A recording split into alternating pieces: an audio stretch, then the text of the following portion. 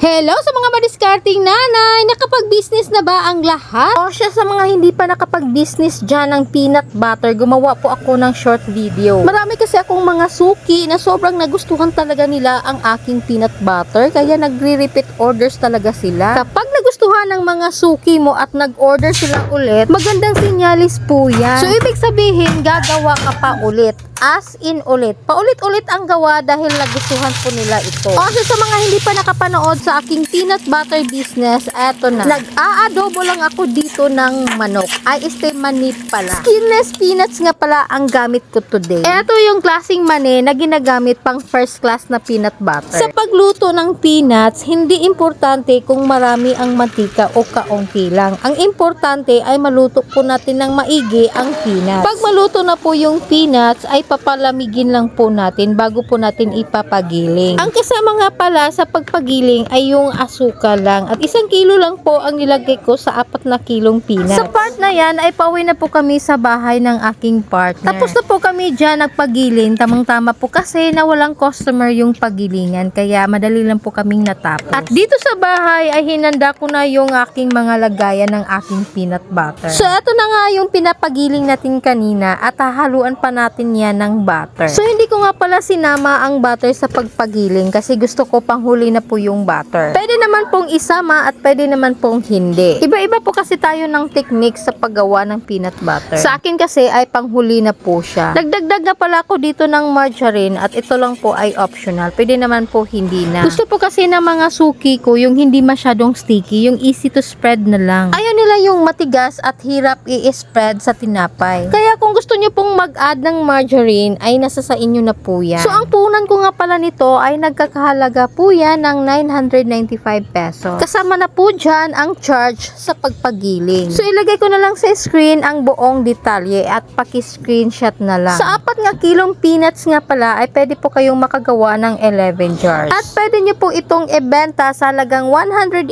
hanggang 200 pesos. O siya, hanggang dito na lang yung aking video. Sana nagustuhan nyo po ang aking business ideas at sana may natutunan po kayo sa araw na ito. At kung ikaw ay bago ka pa lang sa aking channel, huwag niyo pong kalimutan na pindutin ang subscribe button, hit notification bell para lagi po kayong updated sa mga videos na aking i-upload. At kung ikaw ay may mga katanungan, huwag niyo pong kalimutan na mag-comment po kayo sa baba para naman sa ganon ay masagot ko po yung tanong ninyo sa susunod na araw. So that's it for today. Thank you for watching. Bye bye. Hanggang sa muli.